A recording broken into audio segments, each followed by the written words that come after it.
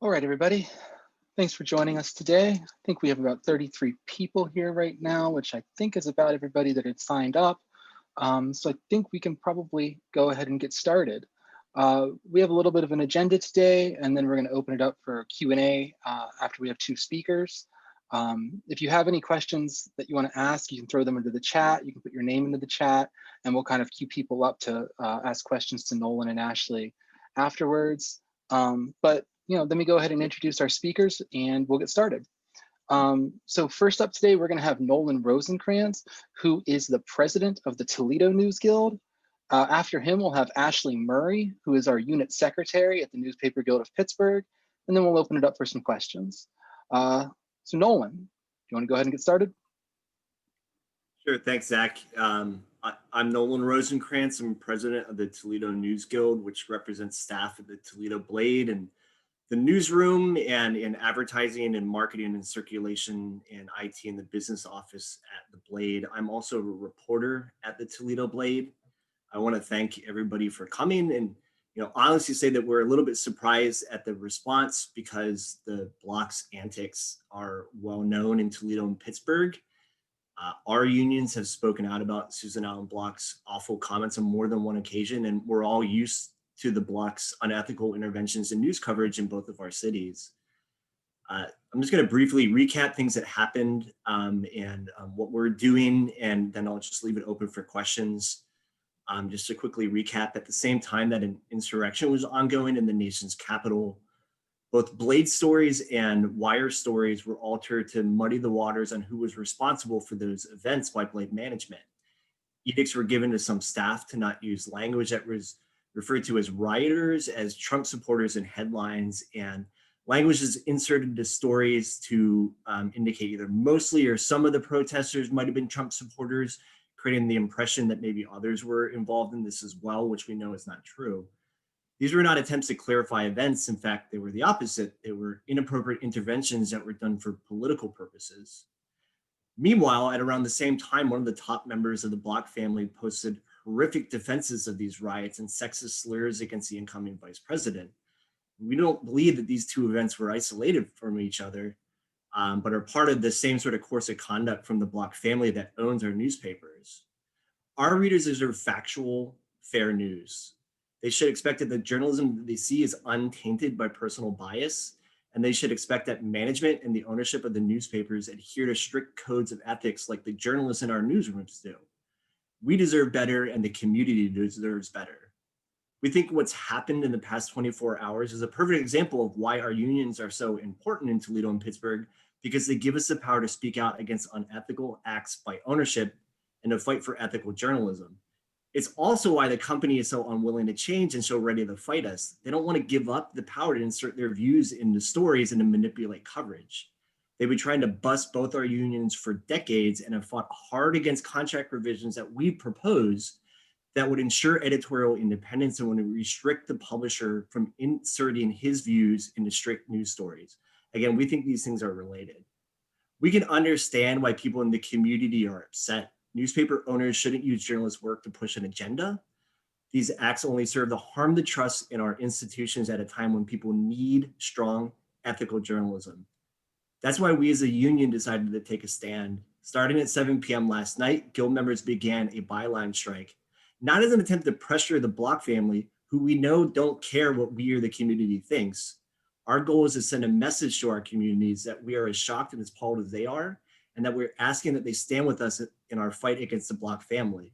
Fight the owners, stand with the workers. Thank you.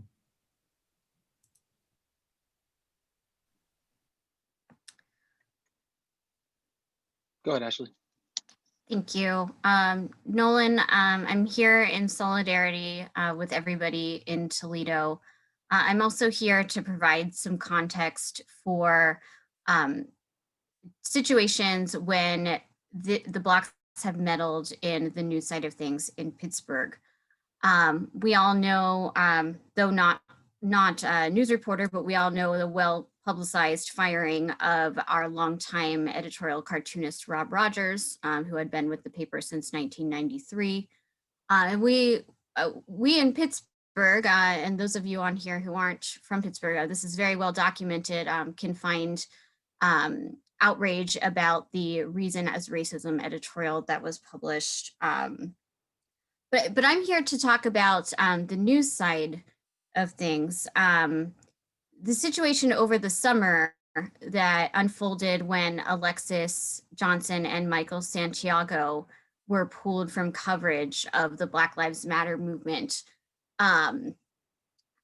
When that was happening, we joined together in Pittsburgh in solidarity and tweeted in support of Alexis, as her social media activity was treated differently than others on staff.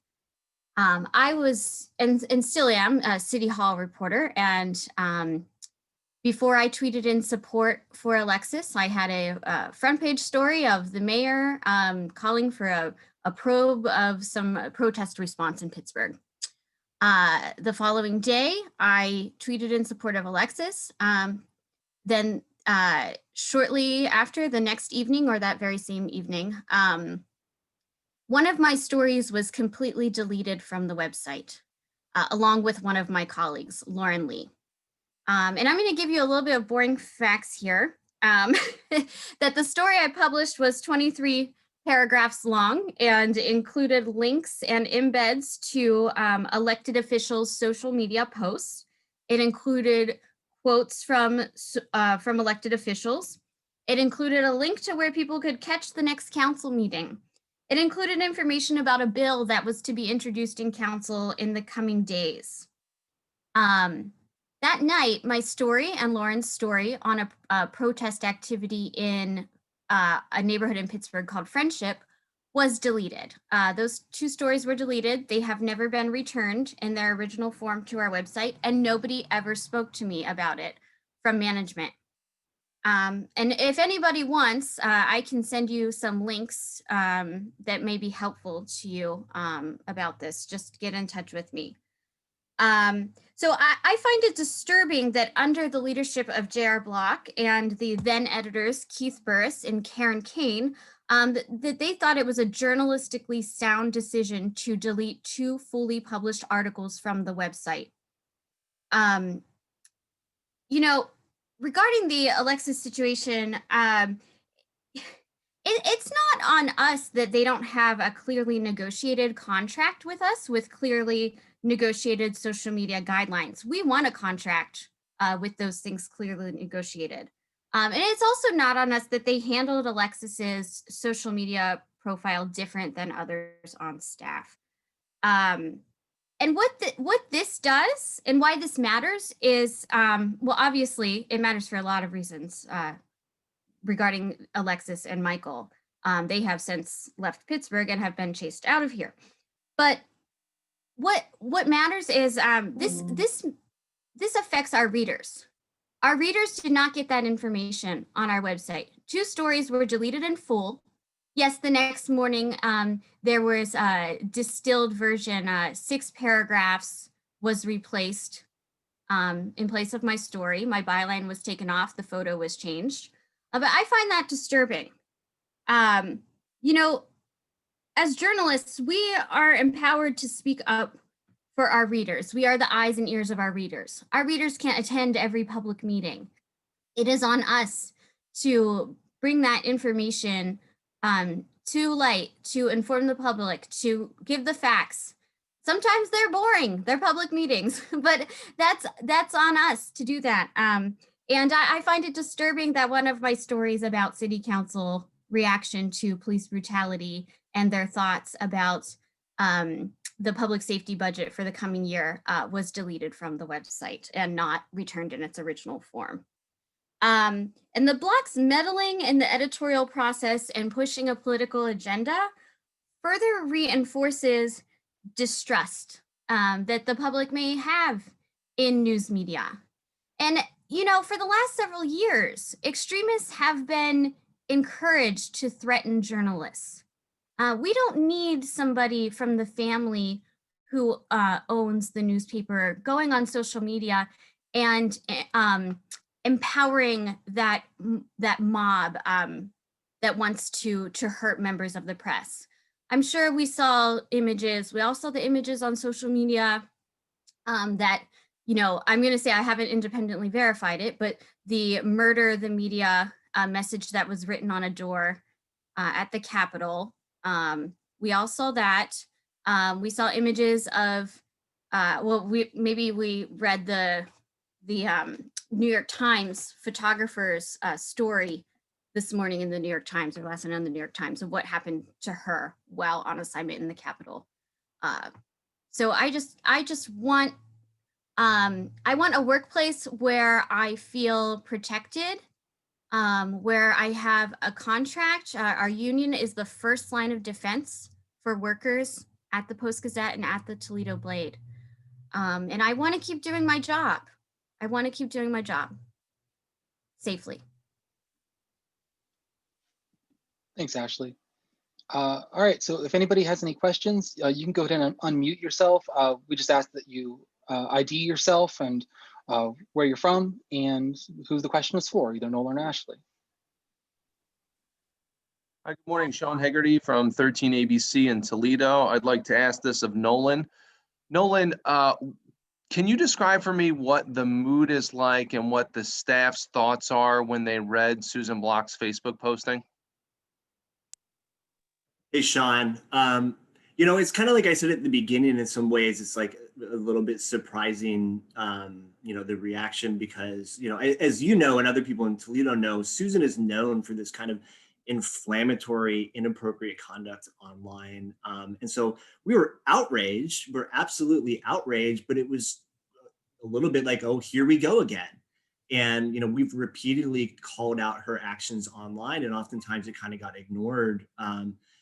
So in some ways at the beginning it was a little just disheartening, like nothing ever changes. But I think one thing that was really, you know, good to see was sort of the community support around this. You know, there are calls to boycott the paper, and we don't want people to do that. I don't think that helps the situation, but there was also a lot of comments out there about how, you know, they want to find ways in the community to support what it is that we do. And, you know, because people are just upset to know that journalism gets affected by publisher, you know, actions in Toledo. And, you know, they know that this occurs, but they kind of just expect it to happen. And I think they're looking for a reason to stand up and fight back. And so that's why we did the byline strike, right? Like, we wanted to send a signal, you know, to stand with the community, so that they don't think that they're alone in this, that all they have to do is just try to destroy the paper, because we know most people in the community want strong local journalism. It's important to the community. And we are the group, the entity that's fighting to keep that, that's fighting to protect that. And so, you know, we were disheartened to see what occurred, but we've been, you know, really, you know, excited to see the community support for what we have been fighting for a long time. Hi, this is Jandy Chapman, TAE. Question is for Ashley. I can't hear the question. Oh, Candy, we can't hear you. Oh, wow. Okay. Can you hear me now for some reason? Yeah. Yes. Okay, I put my computer a little closer to my face. Okay, this is Chandy Chapman, WTAE, and this question is for Ashley.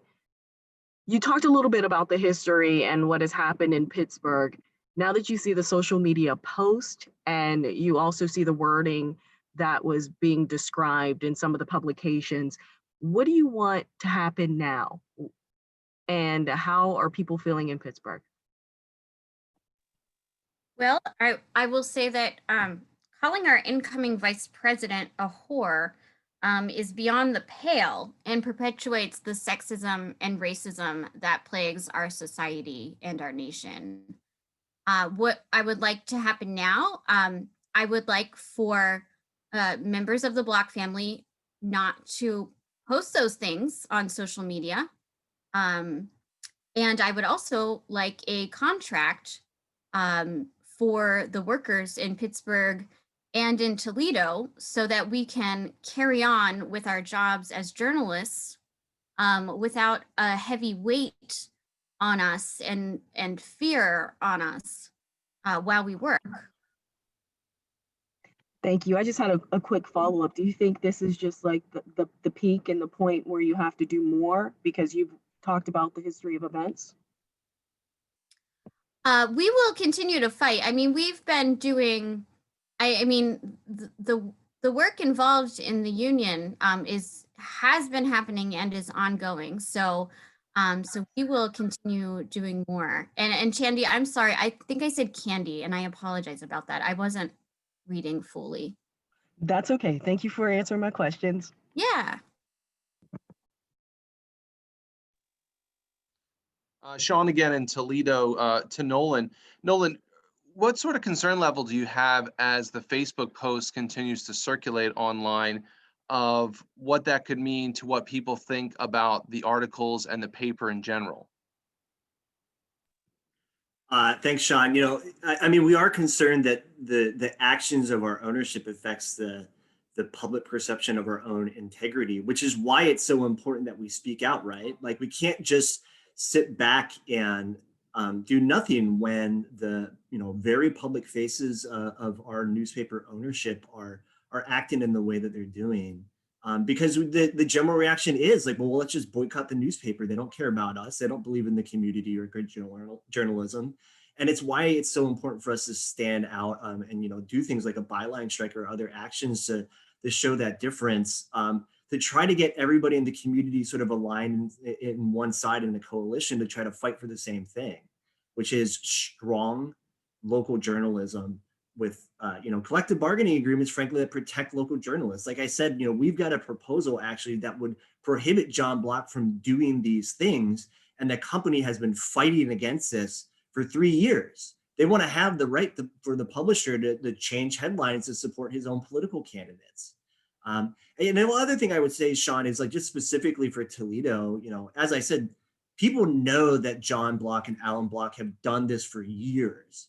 It just has always been on sort of like niche subjects or sort of local politics, not these sort of like broad-based things that affect, the entire country. And I think that that's in part why this has really come to the forefront.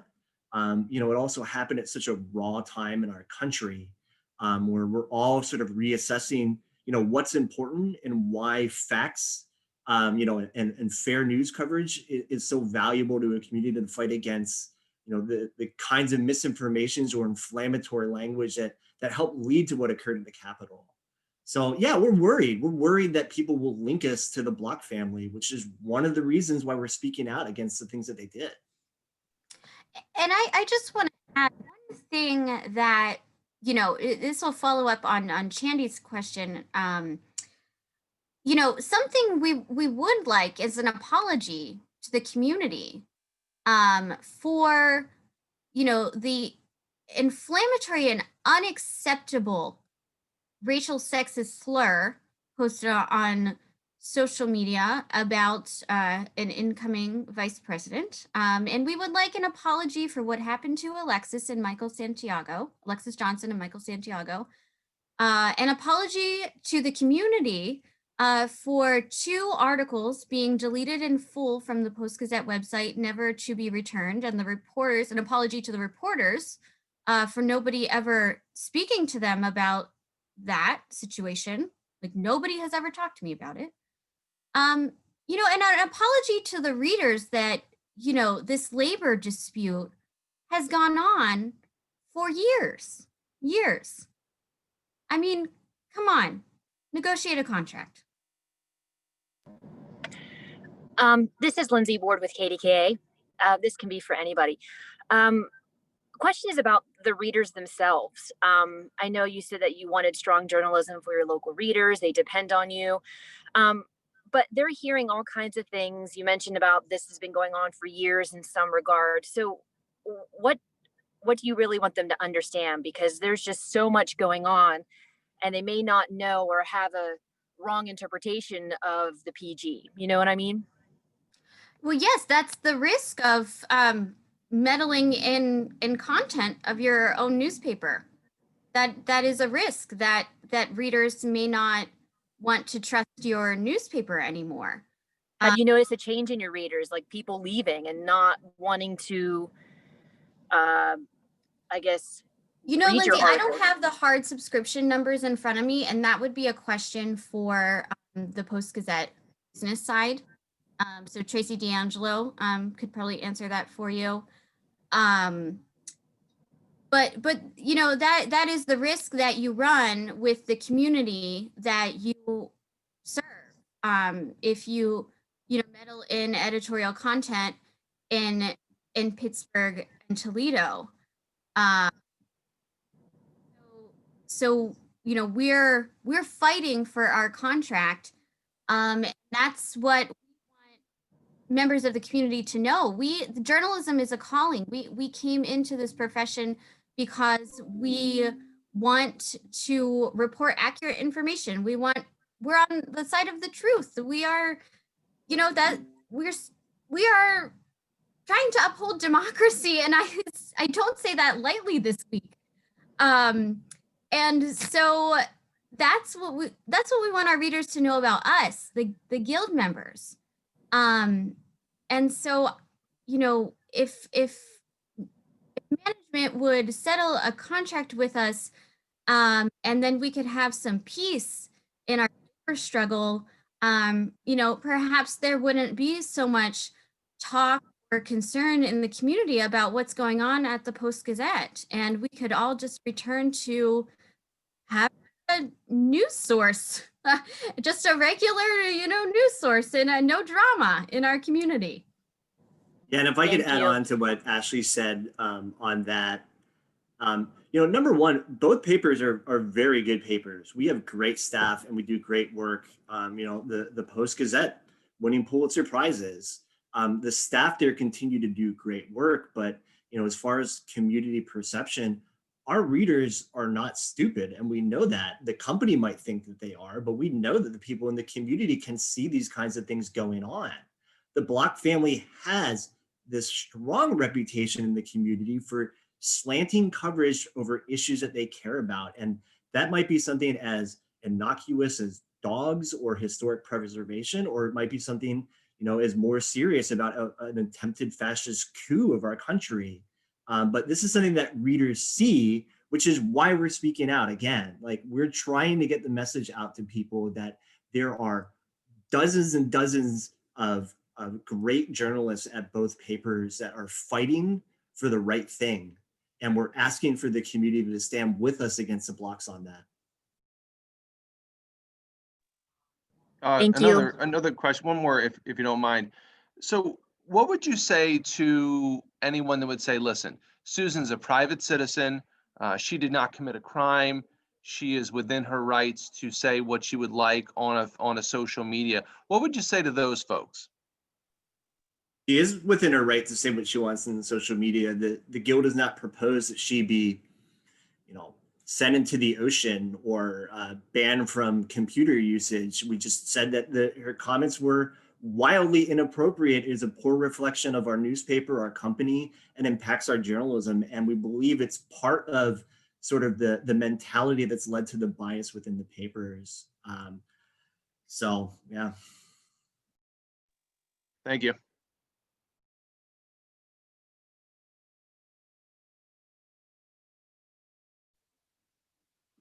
Does anybody else have any other questions for Nolan or Ashley?